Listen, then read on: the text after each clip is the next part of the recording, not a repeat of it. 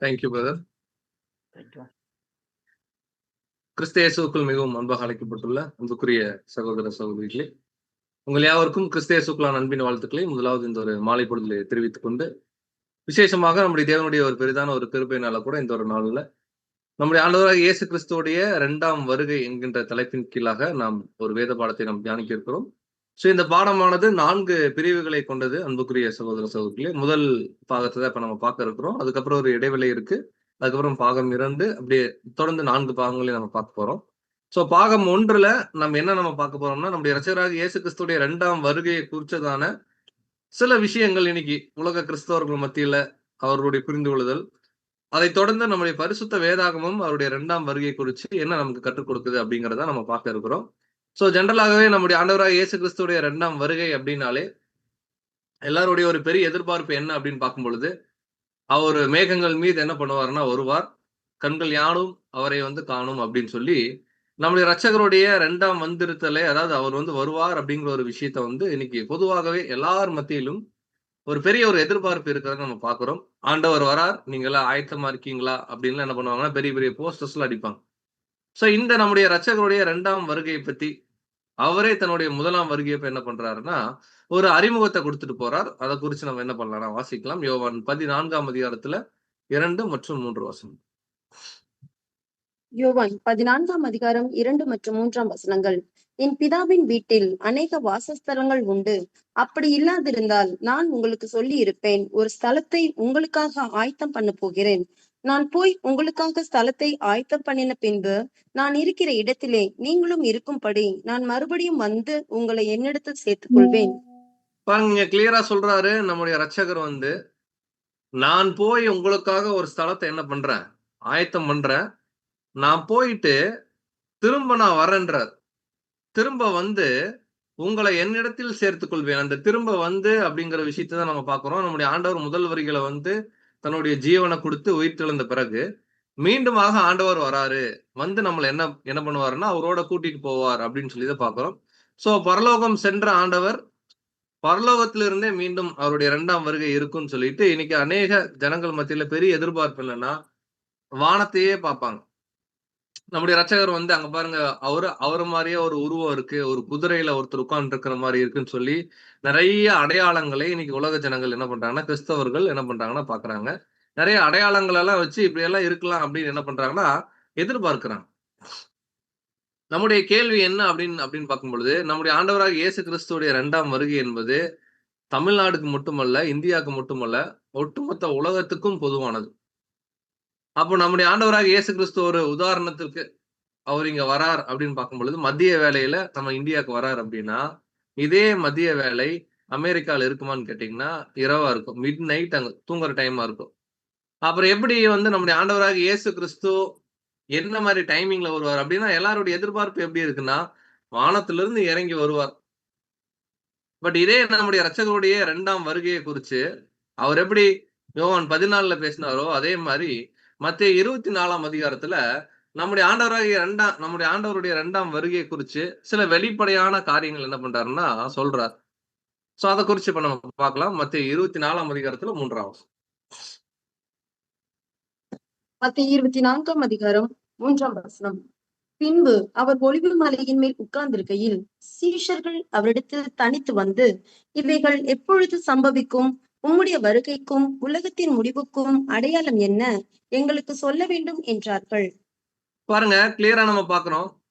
நம்முடைய ஆண்டவராகிய இயேசு கிறிஸ்து கிட்ட சீஷர்கள் அப்போஸ்தலர்கள் அவருடைய 2ஆம் வருகை குறிச்சு பார்க்கும் பொழுது, ஆண்டவரே நீங்க எப்போ ஆண்டவரே வருவீங்க? 2000த்துல வருவீங்களா? 2025ல வருவீங்களான்னு கேட்கல. அவங்களுக்கே நல்லா தெரிஞ்சிருக்கு. அவங்க என்ன கேட்கறாங்கன்னா, நம்முடைய ஆண்டவர்கிட்ட உம்முடைய வருகைக்கும் உலகத்தின் முடிவுக்கும் அடையாளம் என்ன அப்படின்றாங்க. நமக்கு நல்லாவே தெரியும் அடையாளம் அப்படிங்கிற வார்த்தை என்னன்னா சைன். நீங்க வர்றீங்க அல்லது வந்திருக்கீங்க அப்படிங்கிறத நாங்க என்ன மாதிரி அடையாளங்களை வச்சு கண்டுபிடிக்கிறதுன்றாங்க. அப்படின்னா ஒரு விஷயம் நம்ம புரிஞ்சுக்கலாம். நம்முடைய ஆண்டவராக இயேசு கிறிஸ்து அவர் ஆவிக்குரிய ஒரு சரீரத்துல பரலோகத்துக்கு உயிர்த்தெழுந்து போனார். மீண்டுமாக அவர் நம்முடைய கண்களுக்கு தெரியற மாதிரி மாம்ச சரீரத்துல வருவாரா அப்படின்னு கேட்டா இல்ல அப்படின்னு நம்ம பார்க்கலாம். இதுக்கு சில வசனங்களை நம்ம என்ன பண்ணலாம்னா ஃபர்ஸ்ட் நம்ம கன்ஃபார்ம் பண்ணிக்கலாம். 2 கொரிந்தியர் 5ஆம் அதிகாரத்துல 16ஆம் வசனம். 2 கொரிந்தியர் 5ஆம் அதிகாரம் 16ஆம் வசனம். ஆகையால் இது முதற்கொண்டு நாங்கள் ஒருவனையும் மாம்சத்தின்படி அறியோம். நாங்கள் கிறிஸ்துவையும் மாம்சத்தின்படி அறிந்திருந்தாலும் இனி ஒருபோதும் அவரை மாம்சத்தின்படி அறியோம். பாருங்க, கிளியரா சொல்றாரு பவுல். இது வரைக்கும் ஒருத்தரையும் மாம்சத்தின்படி நாங்க அறியல. கிறிஸ்துவையும் மாம்சத்தின்படி அறிஞ்சிருந்தாலும் இனிமேல் அவரை, அப்படின்னா மாம்சீக சரீரமாகட்டும் மாம்ச பிரகாரமாக நம்முடைய ஆண்டவராக இயேசு கிறிஸ்து இனிமேல் கிடையாது. அப்ப அவருடைய 2ஆம் வருகை கூட நம்ம எப்படிதான் பார்க்கணும்னா, நம்முடைய ஆண்டவராக இயேசு கிறிஸ்து ஒரு ஆவிக்குரிய சரீரத்துலதான் 2ஆம் வருகையில வருவாரே தவிர, நம்ம எல்லாரும் பார்க்கிற மாதிரி ஒரு மனித சரீரத்துல ஆண்டவர் வரமாட்டார். இத குறிச்சு அப்போஸ்தலன் யோவான் என்ன பண்றாருன்னா நமக்கு கிளாரிஃபை பண்றாரு. வாசிக்கலாம். 1 யோவான் 3ஆம் அதிகாரத்துல 2ஆம் வசனம். 1 யோவான் 3ஆம் அதிகாரம் 2ஆம் வசனம். பிரியமானவர்களே, இப்பொழுது தேவனுடைய பிள்ளைகளாயிருக்கிறோம். இனி எவ்விதமாக இருப்போம் என்று இன்னும் அறியப்படவில்லை. ஆகிலும் அவர் வெளிப்படும் போது அவர் இருக்கிற வண்ணமாகவே நாம் அவரை தரிசிப்பதினால் அவருக்கு ஒப்பாய் இருப்போம் என்று அறிந்திருக்கிறோம். பாருங்க, கிளியரா ஒரு வார்த்தை கொடுக்கிறாரு. அவர் வெளிப்படும் போது அவர் இருக்கிற வண்ணமாகவே நாம் அவரை தரிசிப்பதினால். அப்ப அவர் ஆவியின் சரீரத்தில் இருக்கிறார் நம்முடைய ஆண்டவர். நாம் கூட அவரை ஆவியின் சரீரத்தில் இருந்தாதான் பார்க்க முடியுமே தவிர மாம்சீக சரீரத்துல பார்க்க முடியாது. அன்புக்குரிய சகோதர சகோதரி, அப்ப இன்னும் நம்ம 1000 வருஷம் நம்ம வானத்தை ஒருவேளை பார்த்துட்டு இருந்தோம் அப்படின்னு கேட்டீங்கன்னா, நம்மனால நம்முடைய ஆண்டவராக இயேசு கிறிஸ்துவை கண்டுபிடிக்கவே முடியாது. இதுக்கு ஒரு மாபெரும் உதாரணம் சரித்திரத்தில் இருக்கு. ஒரு குறிப்பிட்ட ஜன மக்கள் ஒரு குறிப்பிட்ட காலத்துல இயேசு கிறிஸ்து மாம்சீக சரீரத்துல வருவாருன்னு சொல்லி எதிர்பார்த்து ஒரு வருஷத்தை குறிச்சு அவங்க அந்த அந்த இடத்துல போய் ஆண்டவர் வந்துருவாருன்னு சொல்லி எதிர்பார்ப்போட நின்று ஆண்டவர் வரல அப்படின்னு தெரிஞ்சுக்கிட்டு பயங்கரமான மன உளைச்சலுக்கு ஆளான ஒரு சம்பவம் சரித்திரத்தில் இருக்கு. இந்த சம்பவத்துடைய பின்னணி என்ன அப்படின்னு பார்க்கும் பொழுது, ஏறக்குறைய 18ஆம் நூற்றாண்டுடைய ஆரம்ப நாட்கள்ல தான் நம்முடைய ஆண்டவராக இயேசு கிறிஸ்து 2ஆம் வருகையில வருவார் அப்படிங்கிற ஒரு வெளிச்சமே அநேகருக்கு கிடைச்சது. அப்படி கிடைச்சதுல ரொம்ப முக்கியமா ஆண்டவருடைய வருகையை குறித்து அதிகமா ஆராய்ச்சி பண்ண ஒரு ஸ்காலர் யார் அப்படின்னு கேட்டீங்கன்னா, அவருடைய பேர் William Miller. So Miller movement அப்படின்னு சொல்லுவாங்க. இந்த வில்லியம் முல்லர் 2300 ராப்பகல் அப்படிங்கிற ஒரு தீர்க்க தரிசனத்தை என்ன பண்றாருன்னா கால்குலேட் பண்ணி என்ன ஒரு டைம் ஃப்ரேம் ஃபிக்ஸ் பண்றாருன்னா, 1844ஆம் வருஷம் நம்முடைய ஆண்டவராக இயேசு கிறிஸ்துவுடைய 2ஆம் வருகை இருக்கும் அப்படின்னு சொல்லி அங்க டிக்ளேர் பண்றாரு. அவரை சார்ந்த அத்தனை பேரும் நம்புறாங்க. ஜீசஸ் வுட் ரிட்டர்ன் இன் 1844. இத நம்பி இவருடைய ஃபாலோயர்ஸ் நிறைய பேர் தங்களுடைய சொத்து பத்துக்கள் எல்லாம் வித்துட்டு ஒரு ஃபைன் டே ஆண்டவராக இயேசு கிறிஸ்து வந்துருவாருன்னு சொல்லி கடற்கரையில போய் நிக்கிறாங்க. அவர் எப்படியாவது வந்துருவார், நம்மளை கூட்டிட்டு போயிடுவாருன்னு. அவர் வரல. அநேகருக்கு பயங்கரமான இவர் திரும்ப இன்னொரு டேட் குறிக்கிறார், ஒரு 6 மாசம் தள்ளி. பட் அநேகருக்கு அவர் மாம்சத்துல வருவார்னு எதிர்பார்த்த இந்த ஜன மக்களுக்கு மாபெரும் ஒரு ஏமாற்றத்தை தான் கொடுத்தது. அநேகர் ரொம்ப அப்செட் ஆனாங்க இந்த ஒரு சம்பவத்துலன்னு பாக்குறோம். பட் இதெல்லாம் சரித்திரத்துல இருக்கு. பட் இன்னைக்கு தேவனுடைய ஆவியை பெற்ற நாம அப்போஸ்தலர்கள் மாதிரி நம்முடைய ஆண்டவராக இயேசு கிறிஸ்து எப்போ வருவாருங்கிறத நம்ம என்ன பண்ண போறோம்னா நாம் கண்டுபிடிக்க போறோம். இதுக்கு சில முக்கியமான தீர்க்க தரிசனங்களை நம்ம என்ன பண்ண வேண்டியது இருக்குன்னா தியானிக்க வேண்டியது இருக்கு. நம்முடைய ரட்சகர் மரணத்துக்கு அப்புறம் பெந்தெகோஸ்தே நாள்ல சீஷர்கள் பரிசுத்தாவியை வாங்குறாங்க. அப்படி பரிசுத்தாவியை வாங்கின பிறகு அடையாள அற்புதங்கள் செய்யறாங்க. அதுல முக்கியமா அப்போஸ்தலன் பேதுரும் யோவானும் ஒரு அற்புதம் பண்றாங்க.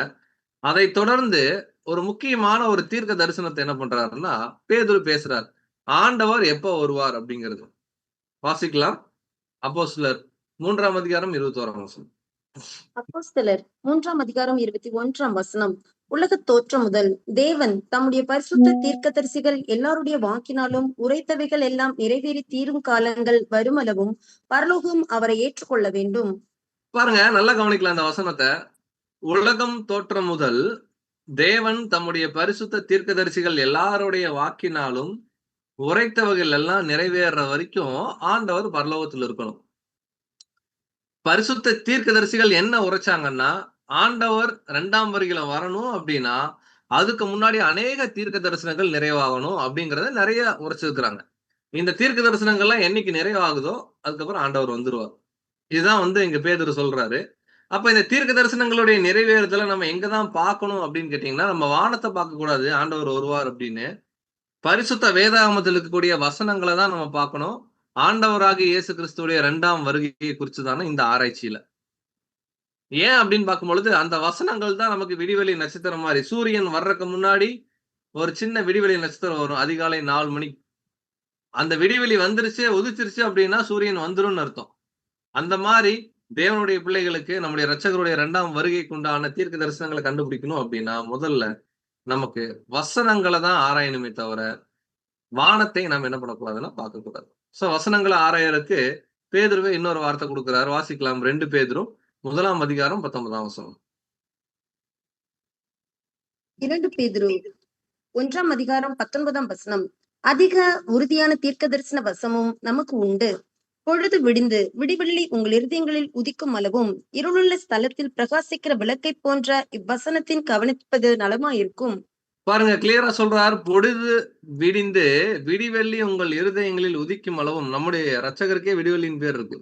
அது உதிக்கிற வரைக்கும் இருளுள்ள ஸ்தலத்துல அவ்விளக்கை போன்ற வசனத்தை நீங்க பாருங்கன்றார். அப்ப கிளியரா பேதுரு சொல்றார், அதிக உறுதியான தீர்க்க தரிசன வசனம் இருக்கு. நம்முடைய ஆண்டவராக இயேசு கிறிஸ்து எப்ப வருவார்னு கண்டுபிடிக்கிறதுக்கு ஸ்ட்ராங்கான ப்ராபசிஸ் இருக்கு பைபிள்ல. அத பாருங்க, வானத்தை பார்க்காதீங்கன்றார். சோ நம்ம வானத்தை பார்க்கக்கூடிய பிள்ளைகளா இல்லாம வசனத்தை பார்க்கக்கூடிய பிள்ளைகளா இருக்கணும். அப்படின்னா எப்ப பிரதர் நம்முடைய ஆண்டவர் வருவார்? என்ன தீர்க்க தரிசனங்கள் நிறைவேறணும் அப்படின்னு கேட்டீங்கன்னா, ரொம்ப முக்கியமான ஒரு தீர்க்க தரிசனம் நிறைவேறணும். இதை குறித்து சமீபத்துல படிச்சிருக்கோம். அந்தி கிறிஸ்து. இந்த அந்தி கிறிஸ்து பாடத்திலேயே கிளியரா பவுல் வந்து சொல்லுவாரு, ஆண்டவர் எப்ப வந்து வருவார் அப்படிங்கிற விஷயத்த. அதை வச்சுதான் அந்தி கிறிஸ்து பாடத்துக்குள்ளே நம்ம போயிருப்போம். அதை நம்ம ஞாபகப்படுத்திக்கலாம். 2 தெசலோனிக்கேயர் 2ஆம் அதிகாரம் 1ஆம் வசனம். 2 தெசலோனிக்கேயர் 2ஆம் அதிகாரம் 1ஆம் வசனம். அன்றியும் சகோதரரே, நம்முடைய கர்த்தராகிய இயேசு கிறிஸ்துவின் வருகையையும் நாம் அவரிடத்திலே சேர்க்கப்படுவதையும் குறித்து நாங்கள் உங்களை வேண்டிக் கொள்கிறது என்னவென்றால். பாருங்க, இப்ப அதுதான் நம்முடைய எதிர்பார்ப்பா இருக்கு. ஆண்டவர் வரணும், நாம் அவரோட சேர்க்கப்படணும். இத குறிச்சு பவுல் நம்ம கிட்ட என்ன சொல்றாருன்னா, நான் உங்களை வேண்டிக் கொள்வது என்னவென்றால், வாசிக்கலாம் 2ஆம் வசனம்.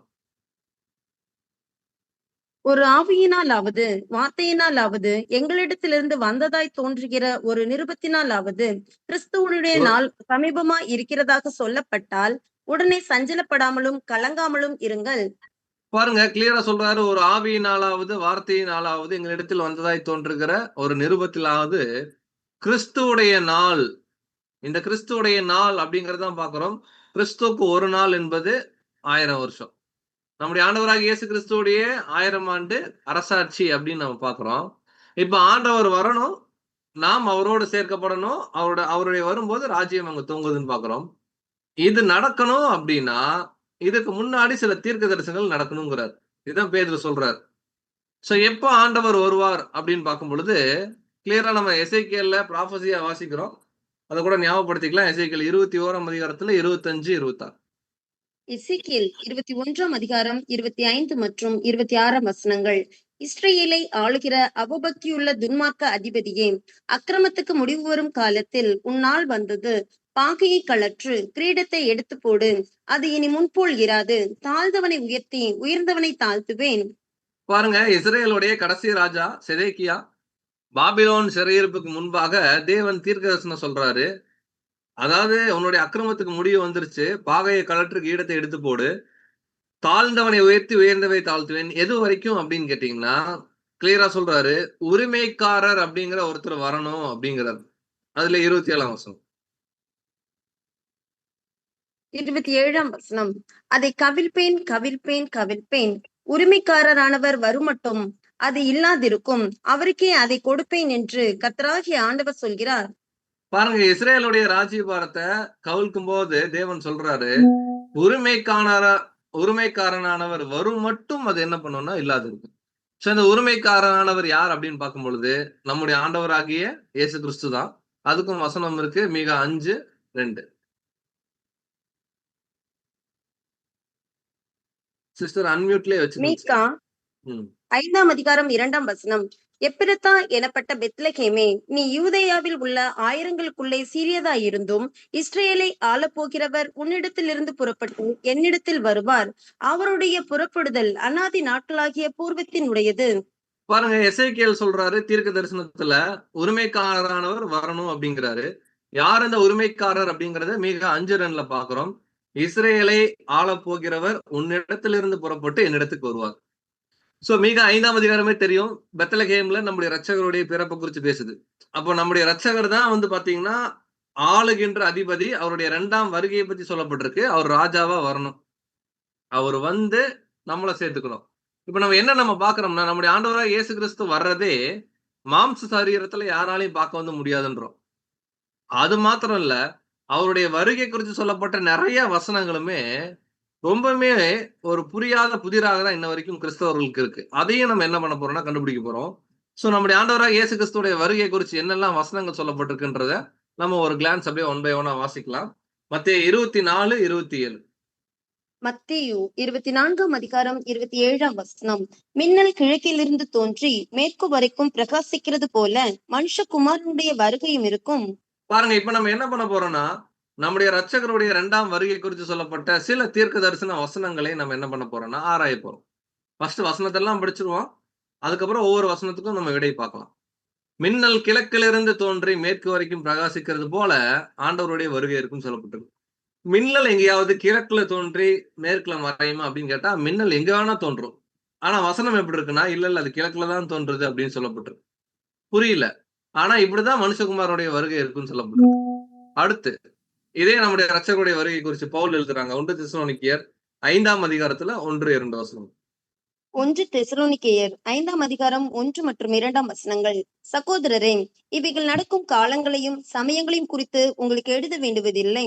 இரவிலே திருடன் வருகிற விதமாய் கர்த்தருடைய நாள் வரும் என்று நீங்களே நன்றாய் அறிந்திருக்கிறீர்கள்.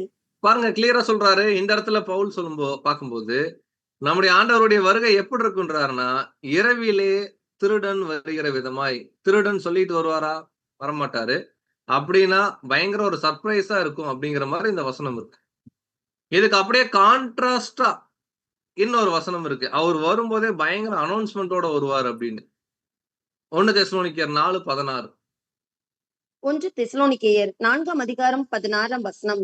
ஏனெனில் கர்த்தர் தாமே ஆரவாரத்தோடும் பிரதான தூதனுடைய சத்தத்தோடும் தேவ எக்காலத்தோடும் வானத்திலிருந்து இறங்கி வருவார். அப்பொழுது கிறிஸ்துவுக்குள் மரித்தவர்கள் முதலாவது எழுந்திருப்பார்கள். பாருங்க, இந்த வசனம் என்ன நமக்கு சொல்லிக் கொடுக்குது அப்படின்னு பாத்தீங்கன்னா, நம்முடைய ஆண்டவர் ஆரவாரத்தோட பயங்கர அனௌன்ஸ்மென்ட், பயங்கர சத்தம், ஆரவாரம், பிரதான தூதனுடைய சத்தம், தேவ எக்காலம், ட்ரம்பட் ஊதிட்டு அப்படின்னா ஒரு வசனம் சொல்லுது அமைதியா வருவாரு திருடனை போல. இன்னொரு வசனம் சொல்லுது இல்ல பெரிய எக்காலம் ஊதிட்டு வானத்துல இருந்து இறங்கி வருவாருன்னு சொல்லப்பட்டிருக்கு. இன்னொரு வசனம் சொல்லுது அவர் எந்த ஜாமத்துல வேணா வருவாருன்னு. வாசிக்கலாம் லூக்கா 12:38. லூக்கா 12ஆம் அதிகாரம் 38ஆம் வசனம். அவர் 2ஆம் ஜாமத்தினாலாவது 3ஆம் ஜாமத்திலாவது வந்து அவர்கள் அப்படியே இருக்க கண்டால் அவ்வூழியக்காரர் பாக்கியவான்கள். பாருங்க, இந்த வசனம் சொல்லுது 2ஆம் ஜாமம், 3ஆம் ஜாமம். அப்படின்னா முதல்ல ஜாமம்னா என்னன்னு தெரியணும். திருடன் வருகிற விதமாய் எக்காலம் ஊதிட்டு வருவாரு. மின்னல் கிழக்குல இருந்து மேற்கு, மின்னல் கிழக்குல இருந்து மேற்கே வராது. இங்க 2ஆம் ஜாமமா 3ஆம் ஜாமமா ஜாம கணக்கு ஒண்ணு சொல்றாரு. இன்னொரு இடத்துல வசனம் நேரடியாவே இருக்கு. அவரை குத்தின யாவரும் அவரை காண்பார்கள்னு இருக்கு. இதையும் நம்ம எப்படி புரிஞ்சுக்கிறது? வாசிக்கலாம். ரெவலேஷன் 1ஆம் அதிகாரம் 7ஆம் வசனம். வெளிப்படுத்துதல் 1ஆம் அதிகாரம் 7ஆம் வசனம். இதோ மேகங்களுடனே வருகிறார். கண்கள் யாவும் அவரை காணும். அவரை குத்தினவர்களும் அவரை காண்பார்கள். பூமியின் கோத்திரத்தார் எல்லாரும் அவரை பார்த்து புலம்புவார்கள். அப்படியே ஆகும். ஆமேன். பாருங்க, இப்ப என்ன சொல்றார்?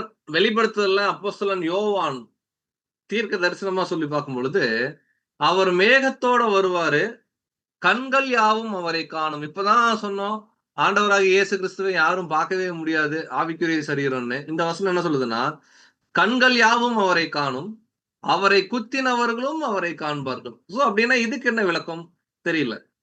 இப்ப நிறைய வசனங்கள் நம்ம படிச்சோம்.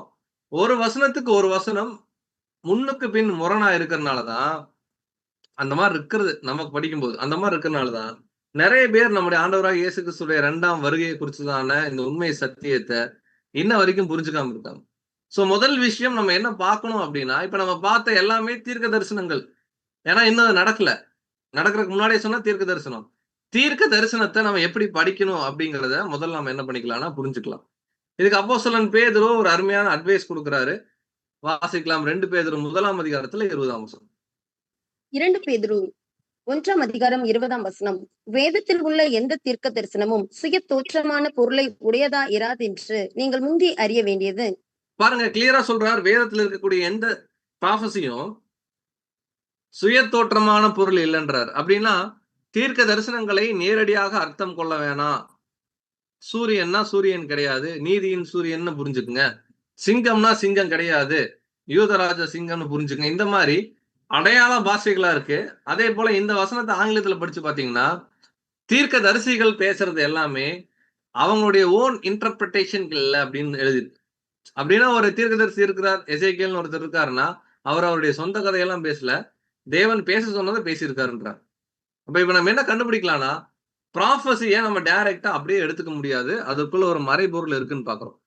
இப்ப நம்ம பார்த்த அத்தனை ப்ராஃபஸியுமே ஒன் பை ஒன்னா அதனுடைய உண்மையான அர்த்தம் என்னன்னு என்ன பண்ண போறோம்னா, இப்ப நம்ம கண்டுபிடிக்க போறோம். ஏன்னா இதெல்லாம் புரிஞ்சாதான் நம்முடைய ஆண்டவருடைய வருகை குறிச்சு நம்ம என்ன பண்ண முடியும்னா, ஒரு தெளிவான அறிவு வரும். இப்ப முதல் கேள்விக்குண்டான ஒரு விஷயத்துக்குள்ள போலாம். இந்த வசனத்தை நம்ம வாசிக்கலாம். ஆல்ரெடி படிச்சது லூக்கா 12:38. லூக்கா 12ஆம் அதிகாரம் 38ஆம் வசனம். அவர் 2ஆம் ஜாமத்திலாவது 3ஆம் ஜாமத்திலாவது வந்து அவர்கள் அப்படியே இருக்க கண்டால் அவ்வூழியக்காரர் பாக்கியவான்கள். பாருங்க இங்க கிளியரா சொல்றாரு 2ஆம் ஜாமம், 3ஆம் ஜாமம். முதல்ல இத நம்ம சரியா புரிஞ்சுக்கணும் அப்படின்னா, ஜாமம்னா என்ன அப்படின்றது நமக்கு தெரியணும். சோ யூதர்கள பொறுத்தவரைக்கும் இரவு இரவு நேரங்களை அவர்கள் ஜாமங்களாக கணக்கிடுவாங்க. முதலாம் ஜாமம் அப்படிங்கிறது மாலை 6 மணியிலிருந்து இரவு 9 மணி வரைக்கும். அந்த 3 மணி நேரம் கொண்ட டியூரேஷன். அப்ப உங்களுக்கு தெரியும். 2ஆம் ஜாமம்ங்கிறது நைட்டு 9:00 டூ மிட் நைட் 12:00 வரைக்கும். 3ஆம் ஜாமம்ன்றது நைட்டு 12 மணியிலிருந்து அதிகாலை 3 மணி வரைக்கும். 4ஆம் ஜாமம் என்பது அதிகாலை 3 மணியிலிருந்து காலை 6 மணி வரைக்கும். சோ ஒவ்வொரு 3 மணி வேளையாக பிரிச்சு ஜாமங்கள் அப்படின்னு என்ன பண்றாங்கன்னா சொல்றாங்க.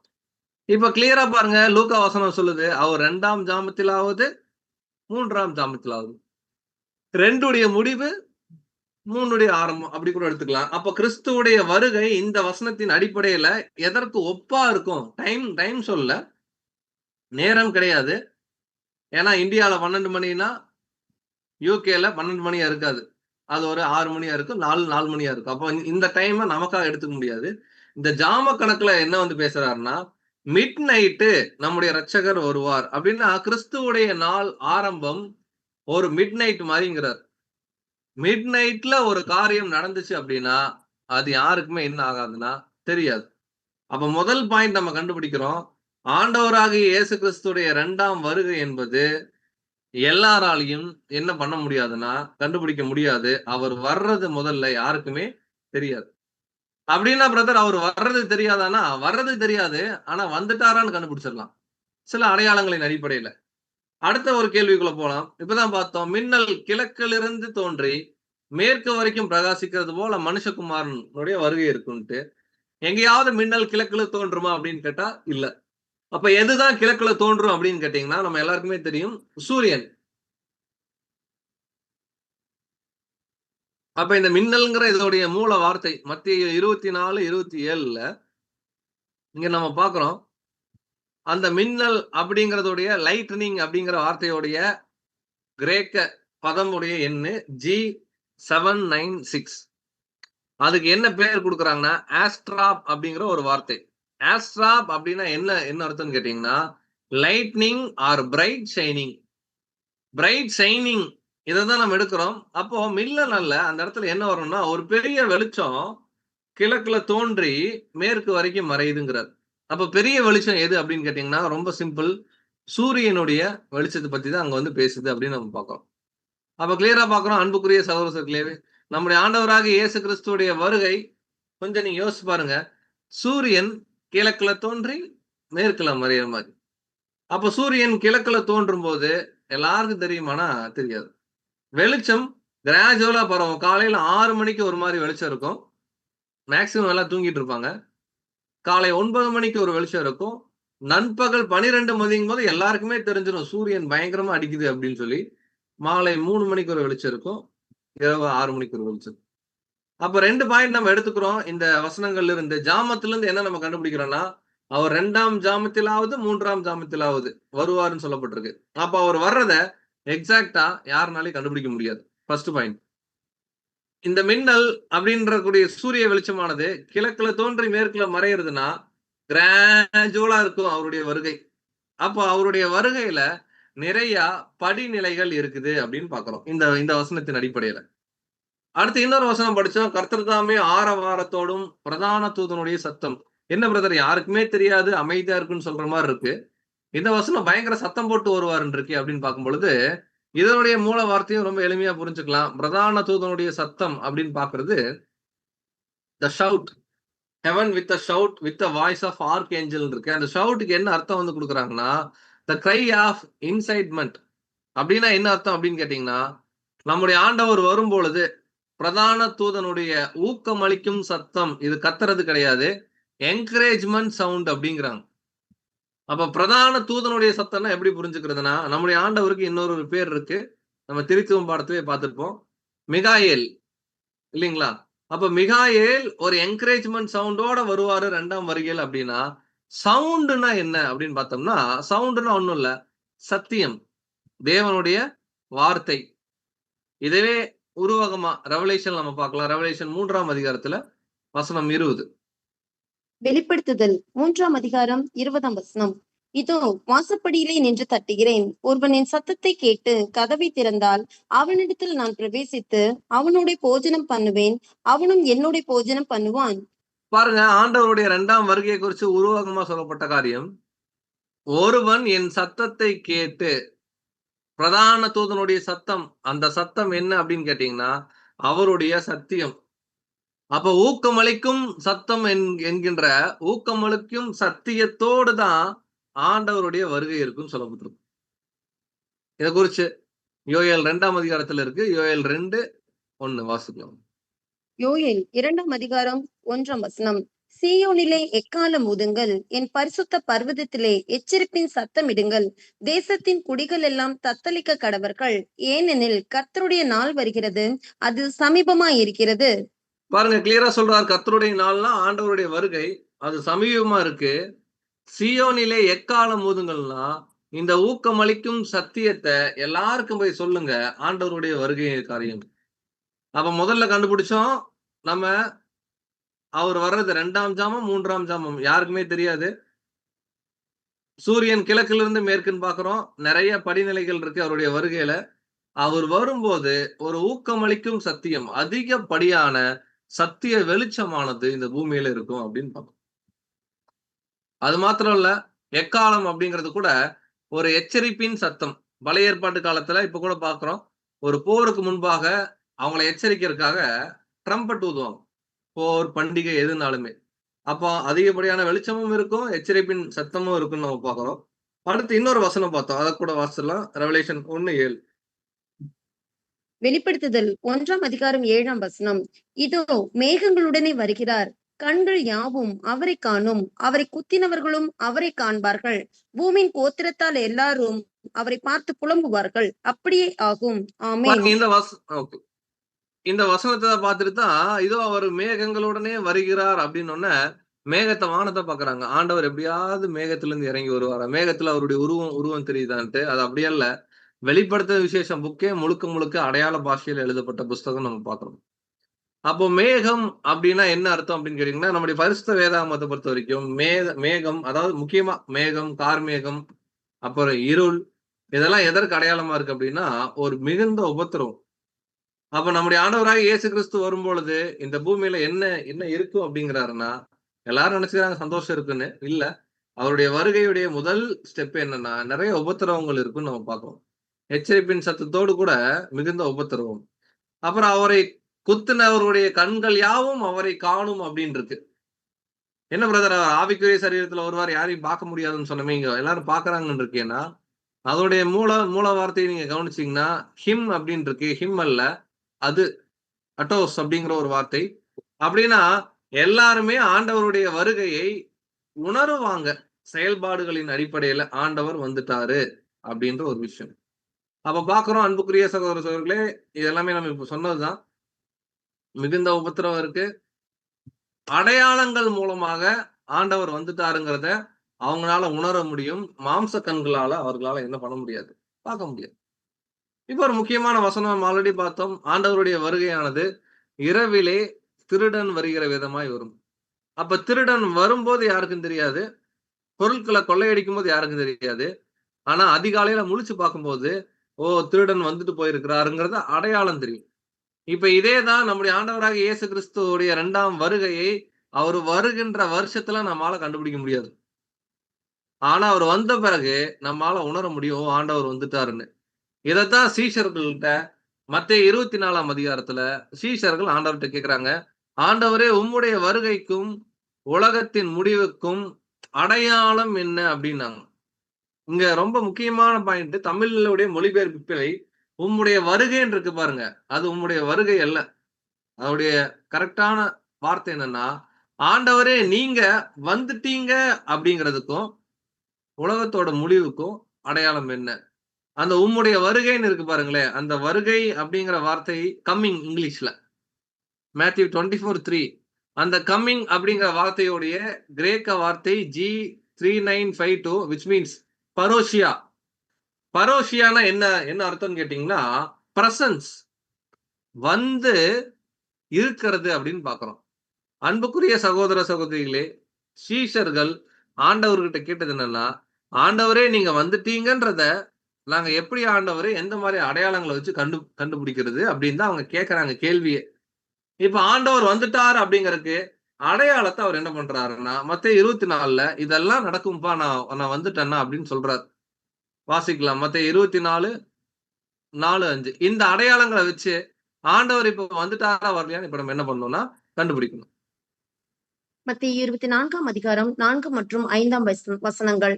இயேசு அவர்களுக்கு பிரதியுத்தரமாக, ஒருவனும் உங்களை வஞ்சியாதபடிக்கு எச்சரிக்கையாயிருங்கள். ஏனெனில் அநேகர் வந்து என் நாமத்தை தரித்துக் கொண்டு நானே கிறிஸ்து என்று சொல்லி அநேகரை வஞ்சிப்பார்கள். பாருங்க ஆண்டவர் வருகையுடைய வந்திருத்தலுடைய அடையாளத்த சொல்லி பார்க்கும்பொழுது, ரொம்ப கேர்ஃபுல்லா இருங்க. அநேகர் வந்து என் நாமத்தை தரித்துக் கொண்டு வஞ்சிப்பாங்க அப்படின்னு சொல்றாரு. அடுத்து என்ன நிகழுங்கிறாருன்னா, நெறைய சண்டை நடக்கும்ன்றாரு. வாசிக்கலாம். 6, 7 வசனங்கள். 6 மற்றும் 7ஆம் வசனங்கள். யுத்தங்களின் செய்திகளையும் கேள்விப்படுவீர்கள். கலங்காதபடி எச்சரிக்கையாயிருங்கள். இவைகள் எல்லாம் சம்பவிக்க வேண்டியதே. ஆனாலும் முடிவு உடனே வராது. ஜனத்துக்கு விரோதமாய் ஜனமும், ராஜ்யத்துக்கு விரோதமாய் ராஜ்யமும் எழும்பும். பஞ்சங்களும் கொள்ளை நோய்களும் பூமி அதிர்ச்சிகளும் பல இடங்களில் உண்டாகும். பாருங்க, ஆண்டவர் வந்துட்டார் அப்படிங்கறதுக்கு அடையாளம் கேட்டா, யுத்தம் இருக்கும், கொள்ளை நோய் இருக்கும், அங்க பெரிய பெரிய பூமி அதிர்ச்சி இருக்கும், பஞ்சம் இருக்குன்றாரு. இதெல்லாம் இன்னைக்கு நேத்து இல்ல, ஆயிரக்கணக்கான வருஷங்களா இருக்கு. அப்போ பஞ்சம் வர்றனாலயும், கொள்ளை நோய் வர்றனாலயும், யுத்தங்கள் நடக்கிறனாலயும் ஆண்டவருடைய வருகை வந்துச்சுன்னு சொல்ல முடியுமானா, முடியாது. ஆண்டவரே சொல்றார் 8ஆம் வசனத்துல, இவைகள் எல்லாம் வேதனைக்கு ஆரம்பம். இப்படி நெறைய அடையாளங்களை 24ஆம் அதிகாரத்துல சொல்லிட்டே வரார். இந்த அடையாளங்கள் பொதுவான அடையாளங்கள். இத வச்சு நம்முடைய ஆண்டவருடைய வருகைய நம்மளால கணிக்க முடியாது. காரணம், அது இன்னைக்கு நடக்கல. பல ஆயிரக்கணக்கான வருஷங்களா நடக்குது. பட் ஒரே ஒரு அடையாளம், முக்கியமான அடையாளம், ஆண்டவருடைய வருகைய பத்தி ஒரு குறிப்பிட்ட கால சம்பவத்தை அவர் என்ன பண்றாருன்னா, உவமையாக, அடையாள பாஷையாக என்ன பண்றாருன்னா சொல்றார். இந்த பாயிண்ட்ட வச்சு கிளியரா நம்ம என்ன பண்ண போறோம்னா, நம்ம கண்டுபிடிப்போம். வாசிக்கலாம். மத்தேயு 24ல 32, 33. மத்தேயு 24ஆம் அதிகாரம் 32 மற்றும் 33ஆம் வசனங்கள். அத்திமரத்தினால் ஒரு உவமையை கற்றுக்கொள்ளுங்கள். அதிலே இளங்கிளை தோன்றி துளிர்விடும் போது வசந்த காலம் சமீபமாயிற்று என்று அறிவீர்கள். அப்படியே இவைகள் எல்லாம் நீங்கள் காணும் போது அவர் சமீபமாய் வாசலருகே வந்திருக்கிறார் என்று அறியுங்கள். பாருங்க, அவர் சமீபமாய் வாசல் அருகே வந்திருக்காருன்னா, வாசலுக்கு வந்துட்டாருனாலே வந்துட்டாருன்னு அர்த்தம். ஆண்டவர் வந்துட்டாருன்னு புரிஞ்சுக்குங்க. எப்போன்னா, அத்தி மரத்தினால் ஒரு உவமையை கற்றுக்கொள்ளுங்கள். அந்த அத்தி மரத்துல இளம் கிளை தோன்றி, இந்த மாரி துளிர் விட ஆரம்பிச்சுருச்சு அப்டின்னா, ஆண்டவராகிய இயேசு கிறிஸ்து வந்துட்டாருங்கிறத நீங்க என்ன பண்ணிக்கங்க, புரிஞ்சுக்குங்கன்றாங்க. இப்ப நம்முடைய கேள்வி, அத்தி மரம்னா என்ன? அத்தி மரம்னா என்ன அப்டிங்கிறத ஒரு முறை நம்முடைய ஆண்டவரே பேசுறார். வாசிக்கலாம். மத்தேயு 21ஆம் அதிகாரத்துல 18, 19. மத்தேயு 21 மற்றும் 19 காலையிலே அவர் நகரத்துக்கு திரும்பி வருகையில் அவருக்கு பசி உண்டாயிற்று. அப்பொழுது வழியருகே ஒரு அத்திமரத்தை கண்டு அதனிடத்தில் போய் அதிலே இலைகளின்றி வேறு ஒன்றையும் காணாமல், இனி ஒரு காலம் உன்னிடத்தில் கனி உண்டாகாதிருக்க கடவது என்றார். உடனே அத்திமரம் பட்டுப் போயிற்று. பாருங்க, ஆண்டவருக்கு பயங்கர பசி. ஒரு அத்தி மரத்தை பாக்குறாரு. அதுல ஏதாவது கிடைக்குமான்னு பாக்குறாரு, கிடைக்கல. உடனே அதை சபிக்கிறாரு. இதுதான் அந்த மரத்தை சபிச்ச மாதிரி இருக்கு. உடனே பட்டு போயிட்டுச்சு. அடுத்த நாள் சீஷர்கள் பாக்குறாங்க.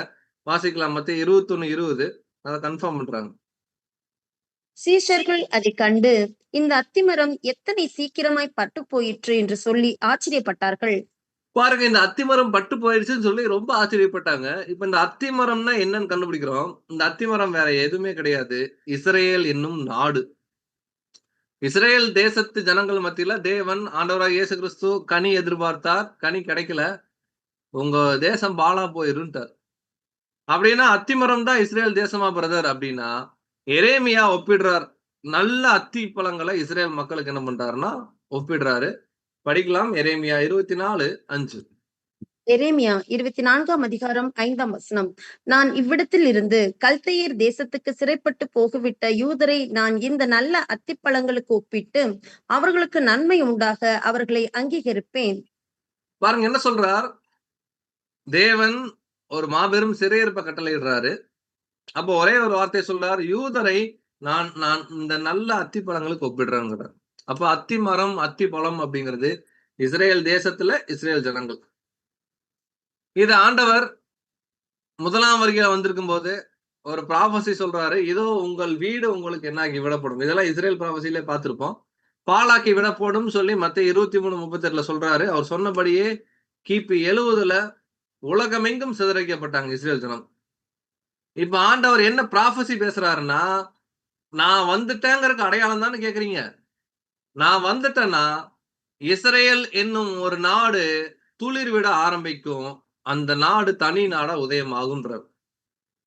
அப்ப கிபி 70 உலகமெங்கும் சிதறடிக்கப்பட்ட யூத மக்கள் திரும்ப துளிர் விடுறாங்கன்னா என்ன அர்த்தம்னா, தங்களுக்குன்னு ஒரு தேசமாக அவர்கள் உருவாக ஆரம்பிக்கிற தருணத்திலேயே நம்முடைய ஆண்டவர் வாசல் அருகே என்ன பண்ணிட்டார், வந்துட்டார். அப்ப இன்னைக்கு இஸ்ரேலுங்கிற ஒரு நாடு உருவாயிருச்சு அப்படின்னு கேட்டா 1948 மே 14 பிரிட்டிஷ் இஸ்ரேல் என்னும் ஒரு நாட்டுக்கு அங்கீகாரம் கொடுக்குறாங்க. அப்படின்னா ஆண்டவராக இயேசு கிறிஸ்து வந்துதான் இதை பண்ணியிருக்காரா அப்படின்னு ஒரு கேள்வி கேட்டா, அவர் வந்துதான் இஸ்ரேலை ஒரு நாடாக என்ன பண்றாருன்னா உருவாக்குறார். இதுக்கு வசனம் நமக்கு சப்போர்ட் பண்ணுது. படிக்கலாம், அப்போஸ்தலர் 15:17.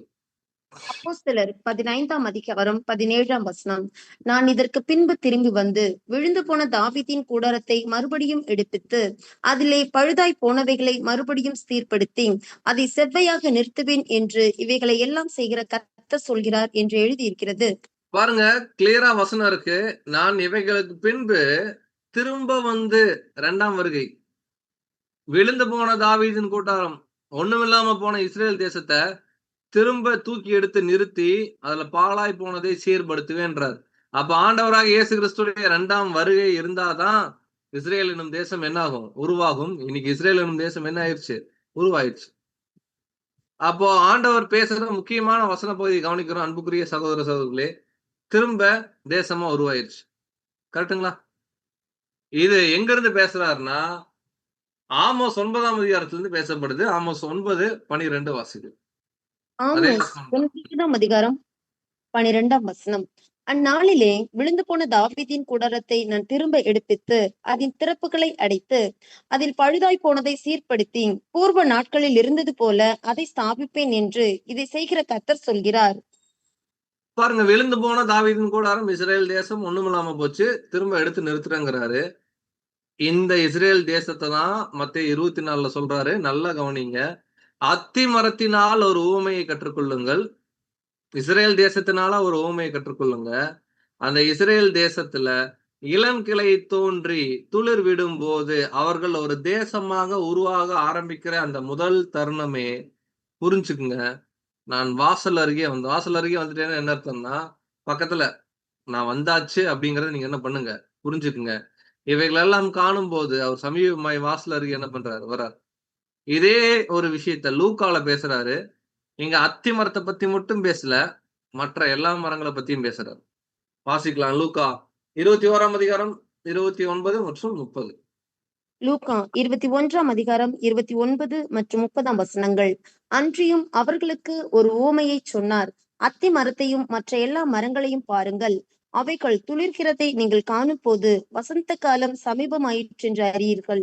பாருங்க, கிளியரா சொல்றாரு. இஸ்ரேல் தேசத்தை மட்டும் பார்க்காதீங்க, மற்ற எல்லா மரங்களையும் பாருங்க. எல்லா மரமும் துளிர் விட ஆரம்பிச்சிருச்சுன்னா, நான் வந்துட்டேங்கிறத நீங்க என்ன பண்ணிக்கங்க, கன்ஃபார்ம் பண்ணிக்கங்க. உங்களால மாம்ச சரீரத்துல என்னை பார்க்க முடியாதுன்றார். அத்தி மரம் இஸ்ரேல் ஜனங்கள், மற்ற எல்லா மரம் ரொம்ப சிம்பிள். இஸ்ரேலை சுத்தி இருக்கக்கூடிய மற்ற எல்லா நாடுகள், அநேக நாடுகளை நீங்க நல்லா வாட்ச் பண்ணி பாருங்களேன். எல்லாமே இஸ்ரேல் தேசம் எப்போ சுதந்திரம் வாங்குச்சோ அதுக்கு நியர்பைல தான் இருக்கும். உதாரணத்துக்கு அல்ஜீரியா 1962, லைபீரியா 1951, ஈஜிப்ட் 1922, இந்தியா 1948 இல்லைங்களா, 47. இப்படி ஒரு ஒரு விஷயமா நம்ம பார்க்கிறோம். அப்ப மற்ற எல்லா மரங்கிறது மற்ற எல்லா தேசமும். அப்ப எல்லா தேசமும் சுதந்திரம் வாங்குறாங்க. இஸ்ரேல் ஆல்ரெடி தேசம் உருவாகுறாங்கன்னா ஆண்டவர் சொல்றார், நான் திரும்ப வந்து. அப்போ இந்த பாடத்துடைய முதல் பகுதியை நம்ம இந்த இடத்துல க்ளோஸ் பண்ண போறோம். இயேசு கிறிஸ்து வருவாரா இல்ல இயேசு கிறிஸ்து வந்துட்டாரா அப்படின்னு 2 கேள்வி இப்ப நம்ம வச்சோம்னா, இப்ப நம்ம பார்த்த வசனத்தின் அடிப்படையில இயேசு கிறிஸ்து இனிமேல் தான் வருவாருங்கிறது முற்றிலும் தவறு. இயேசு கிறிஸ்து ஆல்ரெடி என்ன ஆயிட்டார் அப்படின்னு கேட்டீங்கன்னா, வந்துட்டாரு. அன்புக்குரிய சகோதர சகோதரிகள், எப்ப வந்திருக்கணும்னா 1948ல நாடா உதயம் ஆயிட்டாங்க. அப்ப அதுக்கு முன்னாடி வந்திருக்கணும். அவர் எந்த வருஷம் வந்தாருங்கிறத நம்ம கண்டுபிடிக்க போறோம். அப்படியே அவர் இயேசு கிறிஸ்து வந்துட்டாருன்னா, இன்னைக்கு 2025 இது வரைக்கும் என்னென்ன பண்ணிட்டு இருக்கார்? என்னென்ன காரியங்கள் இந்த உலகத்துல மாற்றங்கள் நிகழுது? நம்மள குறிச்சதான காரியங்கள் என்ன? இது எல்லாமே அடுத்தடுத்த பாகத்துல பார்க்க போறோம். சோ பார்ட் 2ல நம்முடைய ஆண்டவராகிய இயேசு கிறிஸ்துவுடைய வருகைக்குண்டான படிநிலைகள், மின்னல் கிழக்கிலிருந்து தோன்றி மேற்குல மறையுற மாரி படிநிலைகள் இருக்குல்ல, அந்த படிநிலைகள் என்ன? அந்த படிநிலைகள்ல அவர் என்னென்ன வேலை செஞ்சுட்டு இருக்கார் அப்படிங்கறத என்ன பண்ணலாம்னா, ஒரு சின்ன ஒரு டைம் பிரேக் எடுத்துக்கலாம். சகோதரர் அறிவிப்பாரு அந்த நேரங்கள்ல. அதுக்கப்புறம் தொடர்ந்து பார்ட் 2 நம்ம என்ன பண்ணலாம்னா நம்ம பார்க்கலாம். பொறுமையோடு கேட்ட அனைவரையும் தேவன் தாமே ஆசீர்வதிப்பாராக. ஆமென். Thank you brother. அன்புக்குரிய சகோதர சகோதரர்களே, நம்முடைய ஆண்டவராக இயேசு கிறிஸ்துவனுடைய 2ஆம் வருகையை குறித்து நம்ம பார்த்தோம். ரொம்ப முக்கியமான பாயிண்ட்ஸ் மட்டும் நம்ம ஹைலைட் பண்ணிட்டு ஒரு 5 நிமிஷம் இடைவெளிக்காக நம்ம கடந்து போகலாம். முதல் பாயிண்ட் என்னன்னா, நம்முடைய ஆண்டவராக இயேசு கிறிஸ்துவ மாம்சத்துல பார்க்க முடியாது அன்புக்குரியவர்களே. அடுத்து பார்க்கும்போது நம்முடைய ஆண்டவராக இயேசு கிறிஸ்துடைய அவர் வருகையை கவனிக்கணும் அப்படின்னா வானத்தை பார்க்க கூடாது, வசனத்தை பார்க்க வேண்டும் அப்படிங்கிறத நம்ம வசனத்தின் மூலமாக படிச்சோம். அடுத்து நம்முடைய ஆண்டவராக இயேசு கிறிஸ்துவனுடைய வருகை திருடன் வருகிற விதமா இருக்கும் அப்படிங்கிறத பார்த்தோம். அடுத்து ஆரவாரத்தோடும் எக்கால சத்தத்தோடும் ஆண்டவர் வருவார் அப்படிங்கிறத. அடுத்து 2ஆம் ஜாமத்திலாவது 3ஆம் ஜாமத்திலாவது அவர்